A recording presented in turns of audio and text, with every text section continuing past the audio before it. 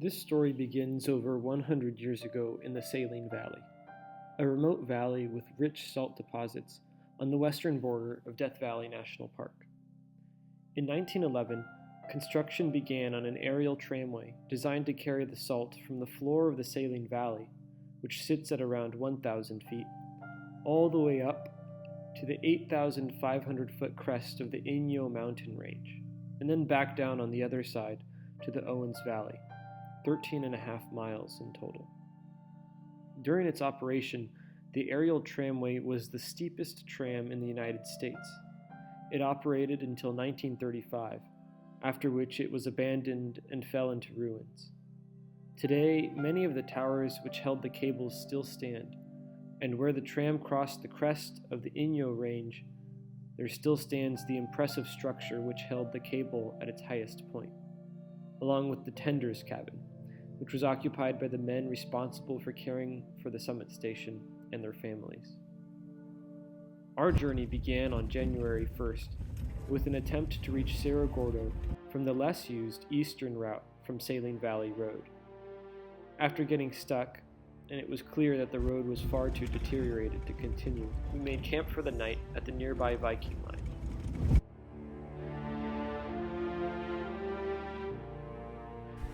As the morning broke, we considered our options. Finally, we settled on attempting to reach Cerro Gordo from the west, then hiking from there.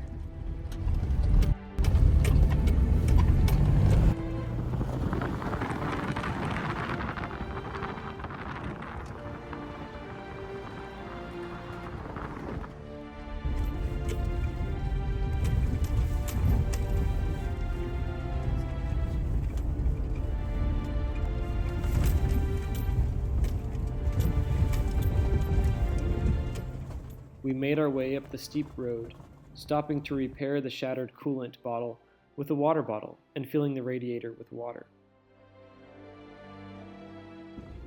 As we climbed, the Sierras in their awesome majesty came into view across an ocean of clouds.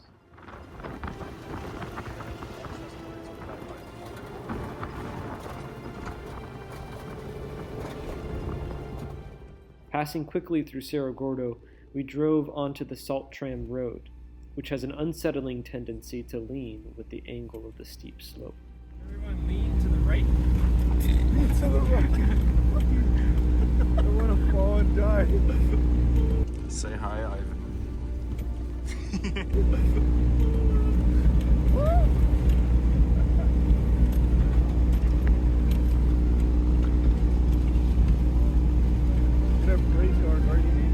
Oh my goodness. Well, if I die.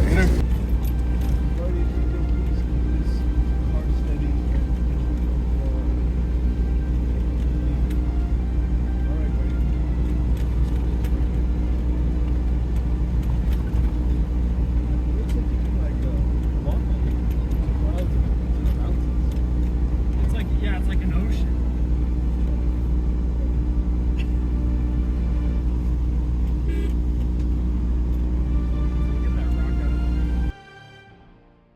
After that most dangerous section, we found the road too muddy to continue on in the Pathfinder, so we packed our bags and headed out toward the Salt Tram on foot.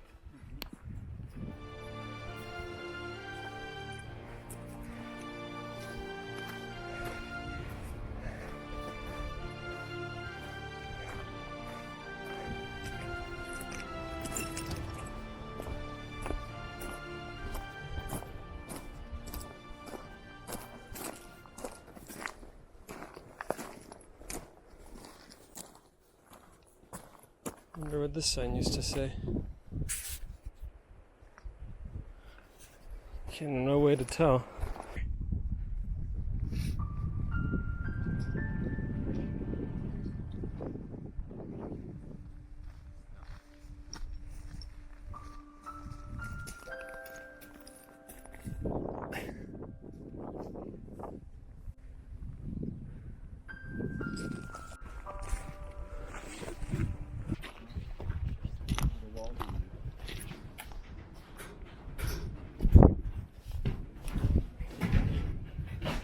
Wonder if I'll go through the floor.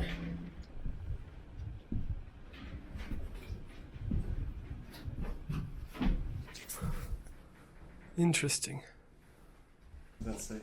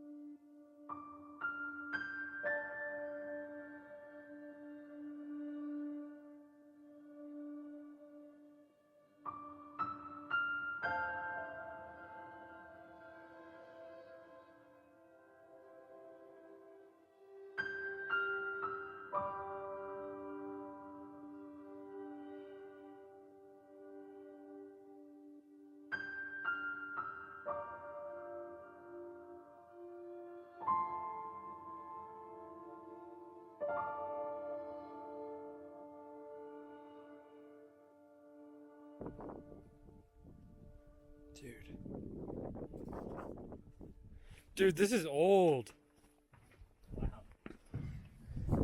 You know what this is? What? It's a one-cylinder engine.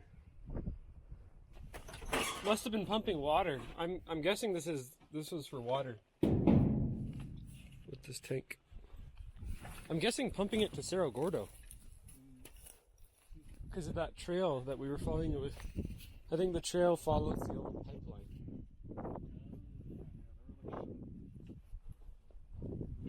I guess there was a spring here or something. I don't know what else they would have been doing.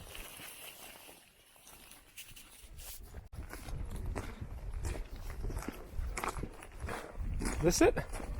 We walked right by it. Look at this. Whoa. Here's where they got the water. If it were summer, I would walk through this, but not. There's a big tank in there. You see that? Yeah. So they probably, I don't know if this was ever a mine or if this was always for water, but at least at some point they probably started pumping water from here.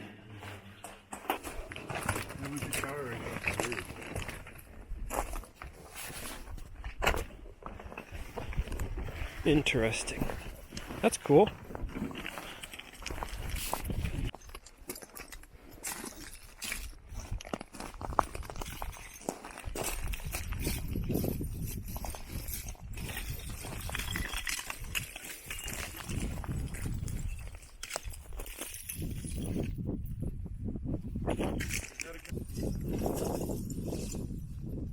Careful, careful.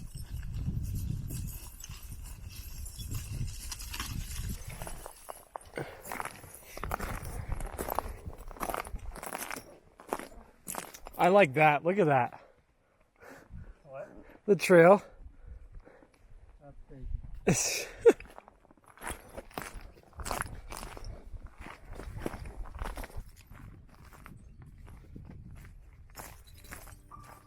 I just want to pause right here so you can appreciate the sheer beauty of a moment like this. The trail of rock seems to lead to a pathway on top of the clouds, but this here is just in reach.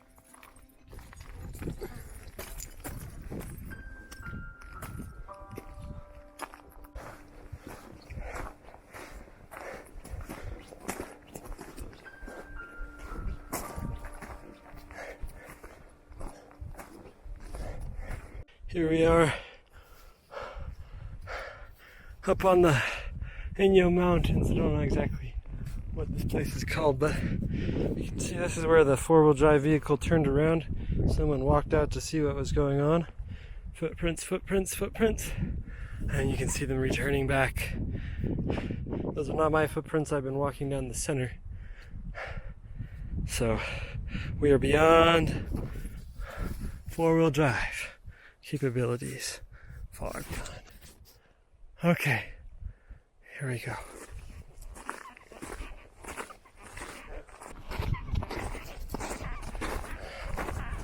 little animals' prints.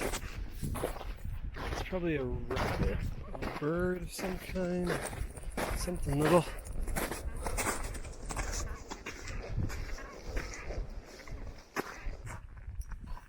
On the way back, I'll probably just stick to the road. You sure about that? Because that's a big uphill at the end. The end.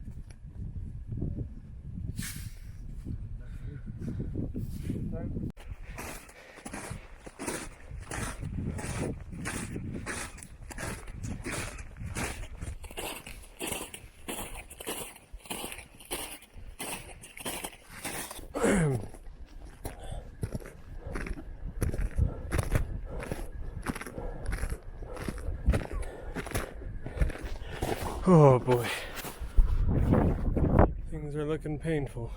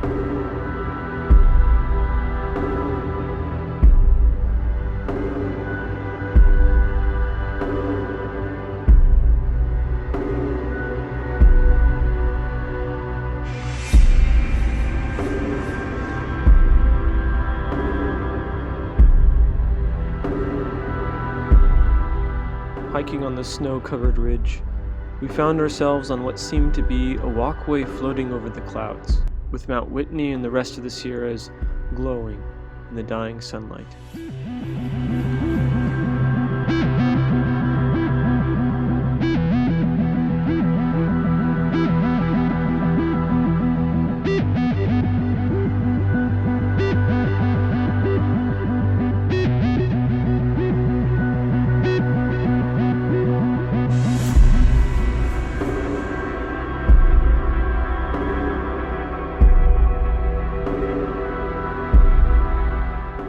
As awesome as they are, moments like these pass, almost before we can truly appreciate them. Like echoes of a tune we have not heard, or news from a country we have never yet visited, as C.S. Lewis says. And when these moments pass, we are filled with longing. Not just a longing for that moment, for if we return to it, we would find that we still want something more. Because for a few minutes, we have had the illusion of belonging to that world from which the beauty came. But now that the moment is past, we find that we have been mere spectators, not merely of the physical objects, but of that indescribable something of which they became for a moment the messengers. And part of the bitterness which mixes with the sweetness of that message is due to the fact that it so seldom seems to be a message intended for us, but something we have overheard. It seems that, in this universe, we are treated as strangers. The longing to be acknowledged, to meet with some response, to bridge some chasm that yawns between us and reality, is part of our inconsolable secret. We do not merely want to see beauty, though God knows even that is bounty enough. We want something else which can hardly be put into words. To be united with the beauty we see, to pass into it, to receive it into ourselves, to bathe in it, to become part of it. When human souls have become as perfect in voluntary obedience as the inanimate creation is in its lifeless obedience, then they will put on its glory, or rather, that greater glory of which nature is only the first sketch. Oh look, they're footprints. See footprints? Footprints?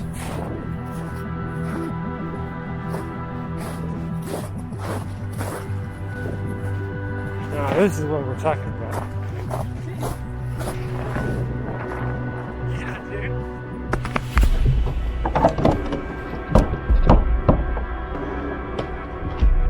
Oh gosh, there's holes. Let me walk down the. That'd be the worst. Very flat. Walk around to the other side and see if there's a door.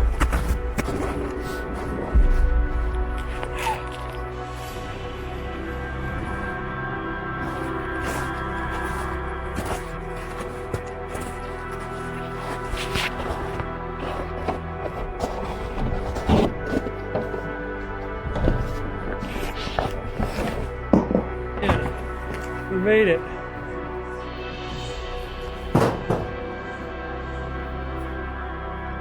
Let's see.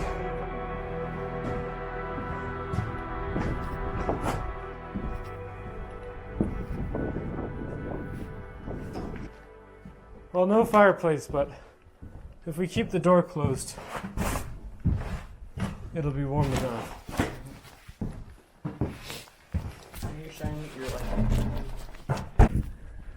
Here I am in the wilderness, looking for Kenneth and Ivan. Ethan and I already found the cabin. Just need to find them. It's a beautiful night.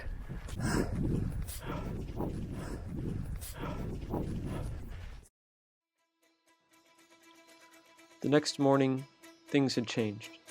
Outside, it was white. We were hidden in the clouds, and the wind was whistling over the ridge. The beautiful clear skies of the hike-in the day before were gone. I was worried about the Pathfinder. What if the water in the radiator froze? It wasn't raining or snowing yet, but I knew with the clouds there that a storm could start any time, and once that started, the drive out would be all the more scary and dangerous. We ate breakfast, packed up, and headed out. We're currently leaving the caretaker's cabin. What is it? Tender's cabin. It was a cold night. No, it's probably a little over freezing. A lot of fog and snow coming in. The salt tram, it's probably not was down there or something. That's what it was. Salt tram's up here on the hill. Which I'm gonna walk towards. Today we hike out.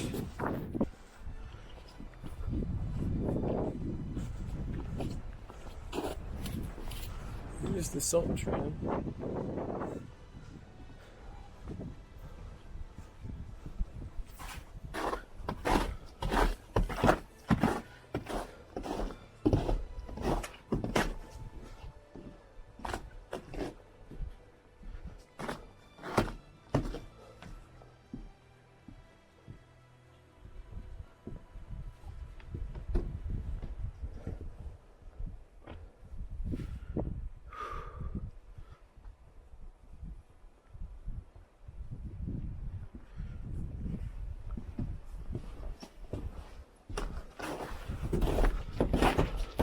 This is the Saline Valley side where you can't see anything.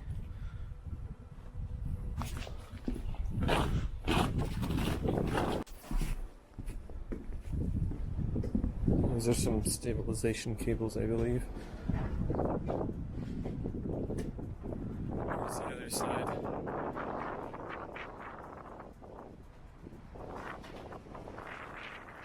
Well, the wind's telling us it's time to go.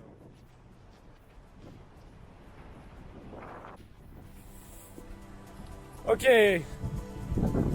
Ready? We'll roll out.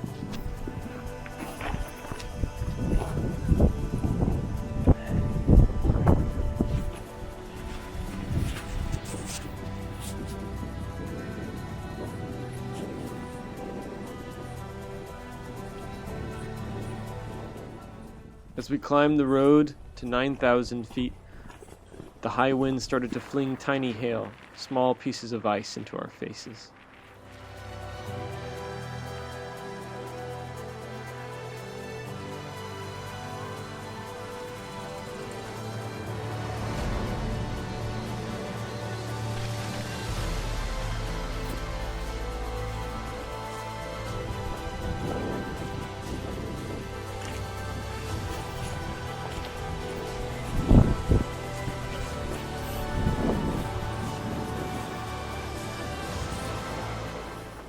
As we left the snow-covered section of the road, we split up, Ivan and I taking the old miner's trail we had come on the day before, and Anthony and Kenneth taking the road.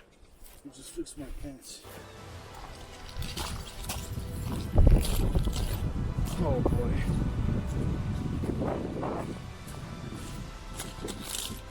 It's like sleet, rain and snow together. Oh my gosh. Hope the truck's okay.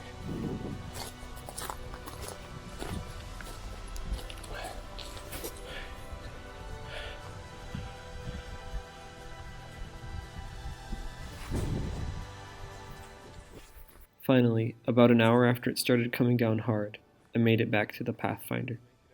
Thankfully, it started on the first try. There it is. Ivan came soon after, but the road was quickly turning into mud. Finally, Anthony and Kenneth appeared out of the mist and piled into the car. Not wasting another minute, we started up the road, and we all started praying to our Blessed Mother. Many things could have gone wrong. We could have lost traction on the road in the mud. One wrong move, with the windshield fogging up, could have sent us tumbling down the hill. I was worried the road through the canyon would have turned into a river. But somehow we made it. Though it was the worst weather I'd ever driven in, and one of the worst roads I'd ever driven on, somehow it ended up being okay. We were praying Hail Marys all the way down, and we came through safe.